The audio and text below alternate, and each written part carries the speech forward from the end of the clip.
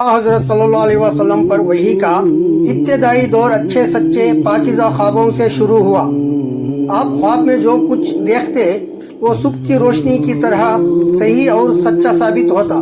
پھر من جانب قدرت آپ تنہائی پسند ہو گئی اور آپ صلی اللہ علیہ وسلم نے غار حرائی میں خلوت نشین اختیار فرمائی اور کئی دن اور رات وہاں مسلسل عبادت اور یاد الہی و ذکر و فکر میں مشغول رہتے۔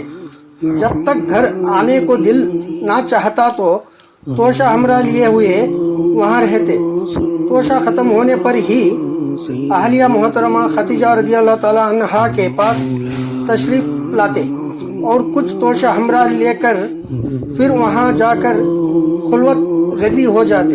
یہی طریقہ جاری رہا یہاں تک کہ آپ پر حق منکشف ہو گیا اور آپ غار حرائی میں قیام پذیر تھے کہ اچانک حضرت جبرائیل علیہ السلام آپ کے پاس حاضر ہوئے اور کہنے لگے کہ اے محمد صلی اللہ علیہ وسلم پڑھو۔ آپ فرماتے ہیں کہ میں نے کہا کہ میں پڑھنا نہیں جانتا۔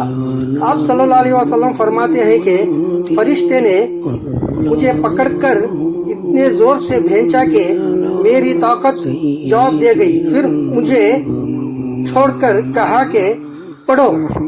میں نے پھر وہی جواب دیا کہ میں پڑھا ہوا نہیں ہوں۔ اس فرشتے نے مجھ کو نہایت ہی زور سے بھینچا کہ مجھ کو سخت تکلیف محسوس ہوئی۔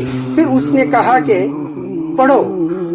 میں نے کہا کہ میں پڑھا ہوا نہیں ہوں۔ فرشتے نے تیسری بار مجھ کو پکڑا اور تیسری مرتبہ پھر مجھ کو بھینچا، پھر مجھے چھوڑ دیا اور کہنے لگا کہ پڑھو اپنے رب کے نام کی مدد سے جس نے پیدا کیا انسان کو خون کی پٹکی سے بنایا۔ پڑھو اور آپ کا رب بہت ہی مہربان کرنے والا ہے۔ بس یہی آیتیں آپ حضرت جبرائیل علیہ السلام سے سن کر اسی حال میں غار حرا سے واپس ہوئے کہ آپ کا دل اس انوکھے واقعے سے کانپ رہا تھا۔ آپ حضرت خدیجہ رضی اللہ تعالیٰ عنہ کے یہاں تشریف لائے اور فرمائے کہ مجھے کمبل اڑاؤ، مجھے کمبل اڑا دو۔ لوگوں نے آپ کو کمبل اڑا دیا۔ جب آپ کا ڈر جاتا رہا تو آپ نے اپنی زوجہ محترمہ خدیجہ رضی اللہ تعالیٰ عنہ کو تفصیل کے ساتھ یہ واقعہ سنایا۔ فرمانے لگے کہ مجھ کو اب اپنی جان کا خوف ہو گیا ہے۔ آپ کی اہلیہ محترمہ حضرت خدیجہ رضی اللہ تعالیٰ عنہ نے آپ کی ڈھارس بندائی اور کہا کہ آپ کا خیال صحیح نہیں ہے۔ خدا کی قسم آپ کو اللہ کبھی رسوا نہیں کرے گا۔ آپ تو اخلاق فاضلہ کے مالک ہیں، آپ تو کنبہ پرور ہیں، بے قصوں کا بوجھ اپنے سر رکھ لیتے ہیں، مفلسوں کے لیے آپ کماتے ہیں، مہمان نوازی میں آپ بے مثال ہیں اور مشکل وقت میں آپ امرائے حق کا ساتھ دیتے ہیں۔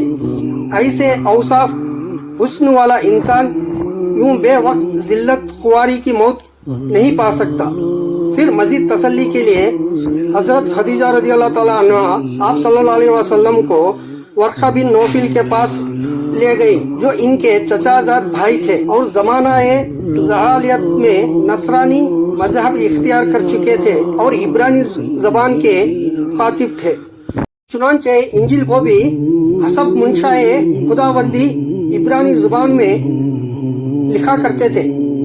انجیل سریانی زبان میں نازل ہوئی تھی، پھر اس کا ترجمہ عبرانی زبان میں ہوا۔ ورقہ اس کو لکھتے تھے۔ وہ بہت بوڑھے ہو گئے تھے، یہاں تک کہ ان کی بینائی بھی رخصت چکی تھی۔